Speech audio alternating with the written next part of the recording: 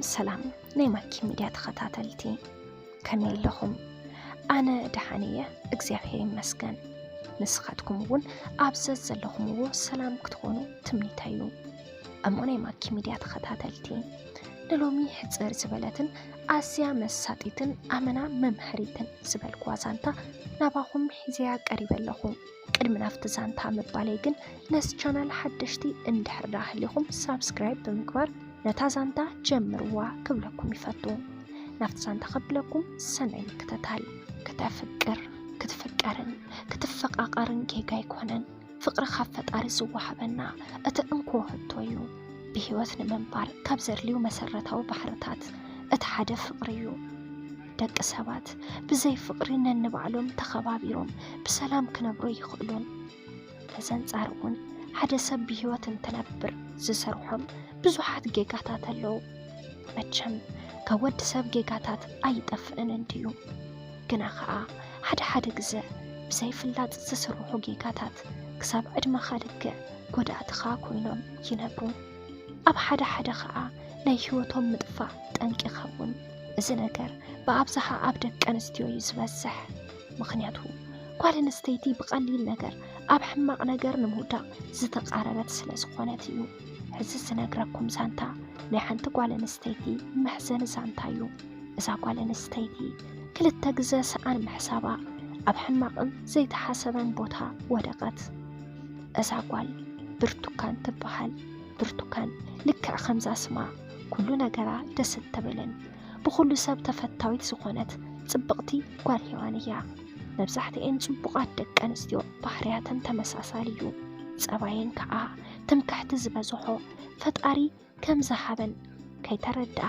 ብመልክዐን ብጣዕሚ እየን ዝምክሓ ኣብ ናይ ህይወት ጉዕዘአን ረአዩኒ ዝብላ እየን እዚ ዓይነት ባህርያት ግን ኣብ ብርቱካን ኣይነበረን ከም መልክዓ ቀለለል ዘይትብል ብርኽቲ ፍጥረት እያ ነይራ ብዘለዋ ኣደብን ጸባይን ኩሉ ሰብ ዝፈትዋ ኣብ እትነብረሉ ከባቢ ኩሎም እዮም ዝፈትዋን ዘመስግንዋን ኣብ ቤት ትምህርታ እውን ብጣዕሚ ንፍዕቲ ተምሃሪት ብምዃናን ምስቲ ዝነበራ ጸባይን መልክዕን ብመምሃራና ብጣዕሚ ዝተፈትወትን ንፍዕትን እያ ነይራ ብርቱካን መልክዕትየ ንፍዕትየ እናበለት ኣይትኾርዕን ምስ ኩሉ ሰብን ምስ ኩሎም መምሃራንን ብፍቕሪ እያ ትቀራረብ ቂም ዝበሃል ነገር ናይ ተንኮል ሓሳብ ኣይትፈልጦን ኣብ ህይወት ከዓ ምስ ኩሉ ትቀራረብ እንድሕር ኮንካ ፈታዊኻ ብዙሕ እዩ ብርቱካን እውን ምስ ኩሎም ነፃ ኮይና ብነፃነት ትቀራረብ ብዙሓት ደቂ ተባዕትዮ ንፍቕሪ ሓትዋ ነይሮም ብርቱካን ብፍቕሪ ተኣመን ሰብ ዋላ እንተነበረት ብዙሓት ደቂ ተባዕትዮ ብናይ ፍቕሪ ቃላት ዝተደርደሩ ደብዳቤታት እንተሰደዱላ ኣብ ገዝኣ ዋላ እንተተደርደረ እንተንሳ ግና ዋላ ሓደ ክብራኻ ስለ ዘይከኣለ ንፍቕራዊ ሕቶኦም እናነፀገት ትሓልፍ ኣብ ህይወታ ዓብዪ ቦታ ትህቦ ነገር እንተሓለወ ወለዳ እዮም ወለዳ ኣብ ሕማቕ ወዲቖም ክትርኢ ፍጹም ኣይትደልን ብዛዕባ ናታ ዝኾነ ይኹን ሕማቕ ነገር ክሰምዑ እውን ኣይትደልን ነዚ ነገር ንኸይበፅሕ እውን ብጣዕሚ እያ እትጥንቀቕ ትምህርታ ብፅቡቕ እናተኸታተለት እውን ከዓ 10ይ ክፍሊ በፅሐት 10ይ ክፍሊ ምስ በፅሐት ግና ምስ ሓደ መማሕርታ ምቅርራብ ትጅምር ምስ ወዲ ምቅርራብ ዝጀመረት ብመጽናዕቲ ዝብል እዩ ነይሩ እዚ እትቀራረቦ መማሕርታ ቅዱስ ይዝበሃል ጥዋፍ ይበርህ ስም ይመርሕ ዝብሃል ኣበሓህላ ግና ኣብ ቅዱስ ኣይሰርሕ ነይሩ ቅዱስ ደጋደገ ዝፈቱ ይዋላ ነገር እዩ ኣብ ስርቂ እውን እንተረኺቡ ቀንጠብጠብ መሃላ ይገድፍን ወለዱ ብዙሕ መኺሮም ሚዒዶም ክሰምዖም ግን ኣይከኣለን ደጋደገ ምባሉ ከም ዕቤት እናቆፀረ ካበይ ገንዘብ የምፅእ ብዘይፍለጥ ሰኺሩ ናብ ገዛ ኣቱ ሓደ ግዜ ከዓ ኣብ ደገ ምሕዳር እውን እናጀመረ እዩ ምስኡ ዝቐርቡ ኣዕሩኽቲ እውን ብጸባዮም ሕማቃት ስለ ዝኾኑ በቃ ንሱ ሕማቕ ኮይኑ ብትምህርቱ ግና ብጣዕሚ ይንፉዕ ብዙሓት ሰባት ይገርሞም እዩ ወለዱ ንባዕሉ ናይ ወለዲ ኣኼባ ኣብ ዝህሉ እንትኸዱ ወዶም ብክልተ ነገራት እንትፅዋዕ ይሰምዑ በቲ ሓደ ብጸባዮም ረበሽቲ ካብ ዝበሃሉ ሰባት ስም ዝርዝር እንትፅዋዕ በቲ ካልእ ከዓ ካብ ክፍሉ ደረጃ ሒዙ ክሽለም ይፅዋዕ መምሃራኑ ከም ዓብይ ኣብነት እዮም ዝወስድዎ ኣብ ቅድሚ ረብሽቲ ተምሃሮ እሞ ከዓ ፍልጠት ኣብ ዘይብሎም ነቲ ቤት ትምህርቲ እንትዘርጉ ናይ ቅዱስ ስም እናልዕሉ ምርባሽኩም ዘይተርፍ ከም ቅዱስ ንፉዓት ኩኑ እናበሉ እዮም ከም መምሕሪ ሓገስ ዝጥቀሙሉ ምስ ብርቱካን እውን ዝቀራረቦም ጉዳይ ጸባዩ ዘይኮነስ ትምህርቱ እዩ ብሓደ ነጽንዕ እናተባሓሓሉ ይራኸቡ ኣጽኒዖም ምስ ወድኡ ከዓ ቻው ተባሓሒሎም ገገዝኦም ይኸዱ ብርቱካን ጸባዩን ተግባራቱን ወላ እንተፈለጠቶ እንተንሳግና ካብ ትምህርቲ ወጻኢ ዝገበርክዎ የብለይን ኢላ ብምእማን ምርኻቦም ይቐጽል ብዙሓት ሰባት መምሃራና ከይተረፉ ካብኡ ንኽትርሕቕ እንተነገርዋ እንተንሳግና ብዓርሰ መተእምማን እዝኒ ከልአቶም ብርቱካን ሓደ ጸባይ ኣለዋ ንሱ ከዓ ንዝኾነ ይኹን ነገር ንዝኣመነቶ ነገር ሰብ ተዛሪቡ ሓሳባ ኸልውጣ ይኽእልን ዓሰእነታ ሕልፍ ዝበለይ ነይሩ ብኸምዚ ብሓያል ምስኡ ምቅርራብ እንትትቅጽል እዚ ነገር ናብ ወለዳ እዝኒ በጽሐ ወለዳ ብጓሎም ዓብይ እምነት ኣለዎም ኩሉ ትኽክል እያ ኢሎም ይተኣማመኑላ እዮም ግና ከዓ ዝኾነ ጸገም እንተሪኦምላ ወይ እንተሰሚዖምላ ፊት ንፊት እዮም ዝዛረብዋ ንሳ እትህቦም መልሲ ሰሚዖም ከዓ እንተ ኣሚኖምሉ ብሓሳባ ይሰማምዑ እንተ ዘይኮይኑ ንኽተቋርጾ ይነግርዋ ሎም እውን ጓሎም ምስ ዘይኮነ ሰብ ትኸደላ ሰሚዖም እዮም ዝተዛረብዋ ብርቱካን ግና እቲ ዘረባ ካብ ካልኦት ሰምዖ ጸኒሓ ስለ ዝነበረት ኣይደንገጸትን ንወለዳ እውን ምስኡ ዝቐረበት ንትምህርቲ ኢላ ከም ዝኾነት ካብኡ ብዝዘለለ ካሊእ ምንም ዓይነት ርክብ ከም ዘይብላን ነገረቶም ኣብ መወዳእታ እውን ብዝኾነ መንገዲ ንኽጥንቃቕ ነገርዋ እሞ ነቲ ሓሳብ ዓፀውዎ ብርቱካን ግና ከም ዝሓሰበቶን ከም ዝተለመነቶን ኣይጸናሓን ምስ ቅዱስ ዝነበራ ርክብ ናይ ትምህርትን ጥራሕ እዩ ከም ዘይበለት ድሕሪ ግዜ ግና ንቅዱስ እናፈትወቶ ኸደት ፍትወታ ንዘይምእማን ብዙሕ ወላ እንተሞከረት ግና ክሳኽዓላ ኣይከኣለን ካብ ፍትወት ሓሊፋ እናሓሰበት እናሃለወት ካብ መዓልቲ ናብ መዓልቲ ፍቕራ እናወሰኸ ኸደ ቀዳምን ሰንበትን እንትኸውን ጭንቕ ኢልዋ ዓቕላ ጸቢብዋ ይሓልፍ ብኸምዚ ዓይነት ስቃይ ግና ንዝተወሰነ ግዜ ጥራሕ እያ ቐጺላ ከምቲ ዝበልክዎ ብርቱካን ንዝኣመነትሉ ነገር ንድሕሪት ዘይትብል ብምንባራ ንሰፍቀረቶ ከም እተፍቅሮ ተዛሪባቶ ንሱ እውን ከዓ ናይ ብሓቂ ካብ ልቡ ድዩ ኣይኮነን ብዘይፍለጥ ንሱ እውን ከም ዘፍቅራን ከይነግራ ከም ዝፈርሐን ገሊጹ ንፍቕራዊ ሕቱኣ ብፍቕሪ መለሰላ በዚ ነገር ብጣዕሚ ተሓጐሰት ንቅዱስ መሰፍቀረቶ ጽባሕ ዝመጻ ነገር ኣይፈለጠትን ማለት ስለ ቀጻሊ ምሕሳብ ገዲፋ ብዛዕባ ሸዓ ምስ ቅዱስ ምርኻብ ተሓስብ ነትምህርታ ትኹረት ሂባ ኣብ ክንዲ ምምሃር ምስኡ ክትራኸብ እንተላ ብዛዕባ ፍቕሪ እናዕለሉ ጊዜኦም የሕልፍዎ ንፍቕሮም ካልእ ሰብ ንኸይሰምዕ ብጣዕሚ እዮም ዝጠንቀቑ ነይሮም ብፍላይ ከዓ እቲ ዘለዎም ናይ ፍቕሪ ርክብ ወለዳ ኸይሰምዑ ብጣዕሚ ትፈራሕ ስለ ዝነበረት ርክቦም ግዱብ እዩ ነይሩ ብኸምዚ ዓይነት ናይ ፍቕሪ ርክብ እውን ንኸባቢ 1 ዓመት ጸንሑ ብርቱካን 1 ዓመት ከምዚ ብዙሕ ጌራ ብምውሳድ ንቅዱስ ሙሉእ ብምሉእ ኣመነቶ ብዘይ ንሱ ካሊእ ሰብ ዘሎ ኮይኑ ኣይስምዓን ፍቕሪ እንትሕዛ ናይ መጀመርታኣ ብምንባሩ ኩሉ ነገር ካብ ቅዱስ ወጻኢ ካሊእ ኣይርአያ ነይሩ ንሱ ዝበላ ኩሉ ንምግባር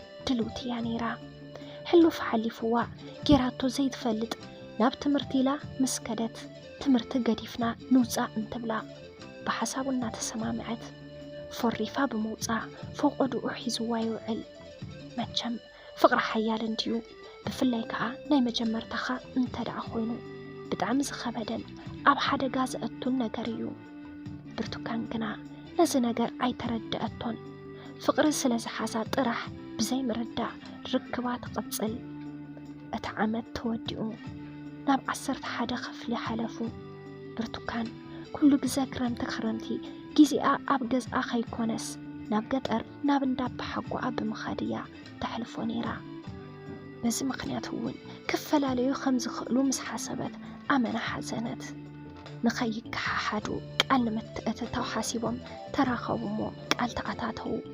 ቅዱስ ግና በዚ ነገር ክተኣማመን ስለ ዘይከኣለ ቃል ኪዳን ንምጥንካር ንምንታይ ብሓደ ርክብ ዘይንፍጽም በላ።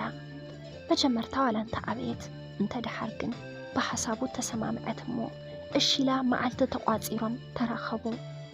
ዝተቋፀሩሉ ቀትሪ ነይሩ። ምክንያቱ ብርቱካን ኣብ ደገ ክትሓድር ስለ ዘይትኽእል እዩ። ኣብቲ ዝተቋፀሩሉ እንዳ ዓራት መኺድ ተራኺቦም እውን ዓራት ሒዞም ኣተው። ኣብዚ ግዜ ግና ቅዱስ ዝፀውዖ ሓደ ዓርኩ ነይሩ። እነ ቅዱስ ህይወቶም ከምኡ እዩ። ሓንቲ ጓል ከተፍቅሮም ይገብሩ እሞ እቲ ሓደ ኣእሚኑ ርክብ ክፍጽሙ ናብ ዓራት ምስ ኣተው እቲ ሓደ ብደገ ኮይኑ ቪድዮ ይቐርጽ እሞ ብኡ ከዓ ኩሎም ይፃወቱላ። ብርቱካን እውን ንቅዱስ ብጣዕሚ ተፍቅሮ ስለ ዝነበረት እቲ እንኮ ናይ ክብራ መግለፂ ዝኾነ ድንግልናኣ ንኽትህቦ ኣብ ሓደ ዓራት ተራኸቡ። ድሓር ቅዱስ ክሳብ ይኣኽለኒ ዝብል እቲ ድለዮ ፈጸመ። ዝደለዮ ምስ ረኸበ ኣብቲ ቦታ ክጸንሕ ኣይደልየን። ክዳውንታ ተኸዳዲና ተታሒዞም ወፁ። ብርቱካን ወዮ ናይ መጀመርታኣ ኮይኑ ሕማም ይስምዓ ነበረ። ንጽባሒቱ ኣብ ዓራት ደቂሳ እናሓለወት ስልክ ተደወለላ። እቲ ቁፅሪ ትፈልጦ ነይራ። ኣልዒላ እውን ሄሎን ትትብል ዘይትፈልጦ ናይ ወዲ ድምፂ ብቴሌግራም ቪድዮ ከም ዝሰደደላን ርያ ንኽድውለሉን ነገራ። ብርቱካን እውን እንታይ ይኸውን ኢላ እናሓሰበት ኣትያን ተርአየት። ብዝርኤቶ ነገር ደንገጸት። ክትኣምን ኣይከዓለትን። እቲ ምስ ቅዱስ ዝገበረቶ ኩሉ ኣብ ቪድዮ ተቐሪጹ እዩ ነይሩ። ብጣዕሚ ተደናጊፃ ወለዳ ንኸይርእዎ ካብ ስልካ ኣጥፍአቶሞ ናብ ቅዱስ ደወለት። ኣብዚ ግዜ ግና ናይ ቅዱስ ስልኪ ኣይሰርሕን ነይሩ። መሊሳ ናፍቲ ወዲ ደወለት እሞ እንታይ ከም ዝደሊ ነገረቶ። ንሱ ከዓ ሰዓት ነጊሩ ኣብቲ ቅዱስ ዝወሰዳ ኣብቲ እንዳ ዓራት ንኽትመጽእ ነገራ። ብርቱካን ዘፍርሓ ነገር ናይ ክብራ ይነበረን። እቲ ጉዳይ ወለዳ ንኸይሰምዑ እዩ ስግኣታ ነይሩ። በዚ ተለዓለ እውን ናፍቲ ዝቆፀራ ቦታ ኸደት። ወዮ ወዲ ከዓ ኣብ ዓራት ደቂሱ ረኸበቶሞ ንምንታይ ከምኡ ከም ዝገበረ ሓተተቶ። ንሱ ከዓ ብምሕሳው ከም ዘፍቅራን ናይ ካሊእ ክትኸውን ከም ዘይደልን ነገራ። ንሳ ግን ነቲ ቪድዮ ንኸጥፍአላ ለመነቶ። ብኣንጻሩ ንሱ ነቲ ቪድዮ ንኸጥፍኦ ንሳ ምስኡ ንኽትድቅስ ሓተታ። ብርቱካን እውን ካሊእ መማረፂ ስለ ዘይነበራ ምስኡ እቲ ዝደልዮ ነገር ገበረት። ምስ ወድኡ እውን ነቲ ቪድዮ ንኸጥፍአላ እንተሓተተቶ ንሱ ግን እናሰሓቐ ከጥፍእ እንተደልያ ቀጻሊ መዓልቲ እውን ናፍቲ ቦታ ንኽትመጽእ ነገራ። ንሳ እውን ኣብ ቀጻሊ መዓልቲ ኸደት። ናይ ቅዱስ ስልኪ ግና ክሳብ ሕዚ ስልኮ ይሰርሕን። ኣብ ካልኣይ መዓልቲ ግና በይኑ ይጸንሓን። ምስ ክልተ ርእሱ ንሱ ከዓ ሳልሳይ ኮይኑ ጸንሕዋ። ምንም መማረፂ ስለ ዘይነበራ እውን ምስኦም ደቂሳ እናተባረዩ ደፈርዋ። እዚ ጌራ እውን ክገድፍዋ ኣይከኣሉን። ቀጻሊ መዓልቲ እናበሉ ይጽውዕዋ። እዚ ነገር ተደጋጊሙ ብጣዕሚ ጽልኣ ናብ ዓብዪ ጭንቀት ኣተወት። ሓደ መዓልቲ ኩሉ ነገር ምስ መረራ መድሓኒት ወሒጣ ዓርሳ ጥፍአት። ብርቱካን በዚ ምኽንያት ካብዚ ዓለም ብሞት ተፈለየት። ስለዚ ኣሕዋት ብፍላይ ከዓ ደቂ ኣንስትዮ ኣሕዋተይ ስለ ዘፍቀርክን ጥራሕ ንውሳነይ ትሸኩላ። ኣብ ዝኾነ ይኹን መንገዲ መጀመርታ ተማሂርክን ህይወትክን ኣደላድላ። ሰላም ናይ ማልኪ ሚድያ ተኸታተልቲ ንሎሚ ሒዘልኩም ቀሪበ ዝነበርኩ ዛንታ ነዚ ይመስል ነይሩ። ነዛንታ ከም ዝፈተኹሞ ኣይጠራጠርን። ኣብዚ ዛንታ ሓሳብ ርእቶ እንተዳሃሊኩም ኣብ ናይ ኮመንት መጽሓፍ ቦታ ሓሳብ ርእቶኹም ክትገድፉልና ትኽእሉ ኢኹም። ነዚ ቻናል ሓደሽቲ እንድሕር ዳሃሊኹም ሳብስክራይብ ብምግባር ነታ ናይ ደወል ምልክት ብምንካእ ናይ ቻናልና ናይ ወትሩ ተኸታተልትና ክትኾኑ ንላቦ። ብቐጻሊ ብኻሊእ ዛንታ ብኻሊእ መደብ ብኻሊእ ሓሳብ ክሳብ ንራኸብ ክሳብ መወዳእታ ምሳና ስለ ዝጸናሕኹም ካብ ልቢ እንዳመስገና በዚ ክንፍለየኩም ሰሰናዩ።